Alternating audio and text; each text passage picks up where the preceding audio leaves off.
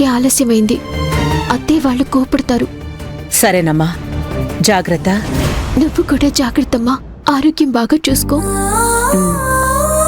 ముఖ్యంగా దొరబాబు ఆఫీస్లో జాగ్రత్తగా ఉండు. అలాగే.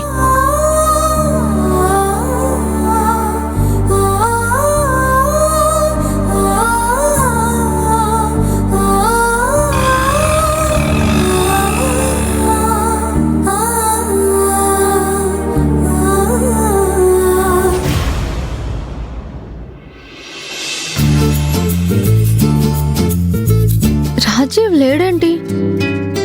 ఓ, కాన్ఫరెన్స్ రూమ్ లో ఉన్నాడేమో. వాష్రూమ్ లో ఉన్నాడా?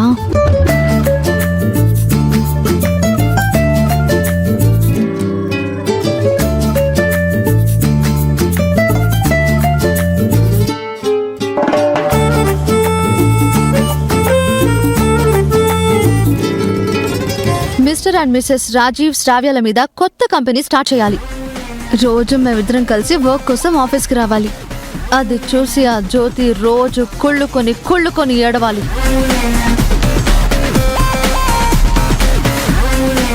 కూర్చో రాజీవ్, కూర్చో. నేను బయటికి వెళ్ళాలి.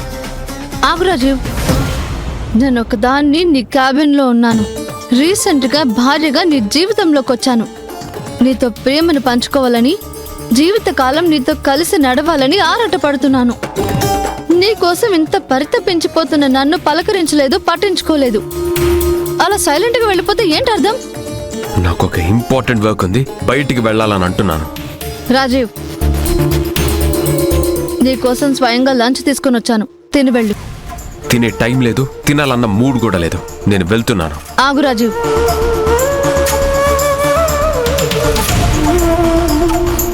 నేను వైఫ్గా నీ పక్కన నిలబడింది వెళ్ళిపోవడానికి కాదు, చక్కగా నీతో కాపురం చేయడానికి. శ్రావ్య ప్లీజ్. నేను కూడా రిక్వెస్ట్ చేసి అడుగుతున్నాను రాజీవ్. ఫస్ట్ టైం నీకోసం లంచ్ తీసుకొని వచ్చాను. నువ్వు తినకుండా వెళ్తే నేను ఫీల్ అవుతాను. నీకోసం నేను పనులు మానుకోలేను. నేను వెళ్ళాలి. ఓహో, ఇంటికి వెళ్ళి జ్యోతితో వంట చేయించుకుని తినాలనే వెళ్తున్నావు కదా? ఇవే మానుకుంటే మంచిది. అనవసరంగా పెద్ద ఇష్యూస్ చేయకు. నువ్వు కూడా పంతంతో బిహేవ్ చేయకు రాజీవ్. కొత్తగా పెళ్ళైన నాకు ఒక వైఫ్గా నీకు దగ్గరుండి ఫుడ్ వడ్డించాలని, నా చేతులతో తినిపించాలని ఉండదా? నన్ను, నా ప్రేమని అర్థం చేసుకోవడానికి ట్రై చేయి రాజీవ్.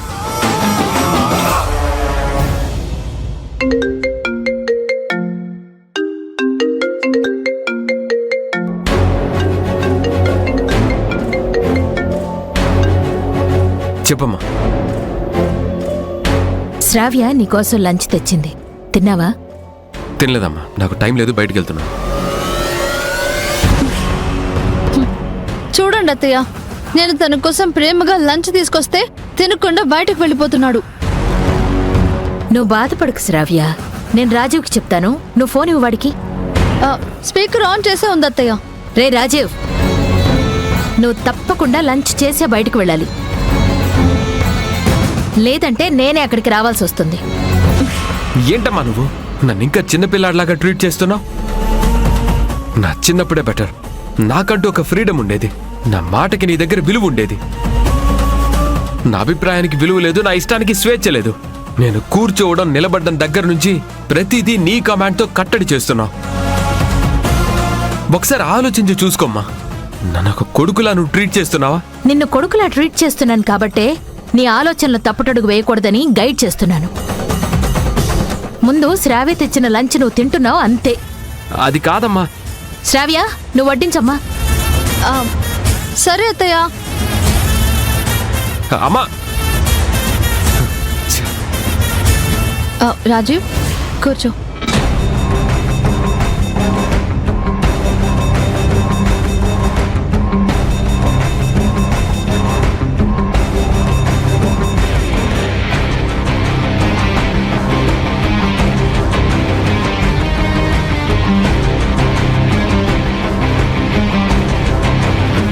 చాలు.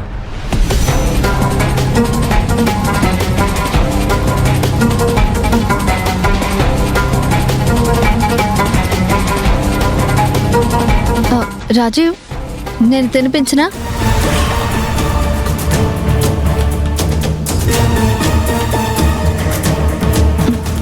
వద్దులే, నువ్వే తిను.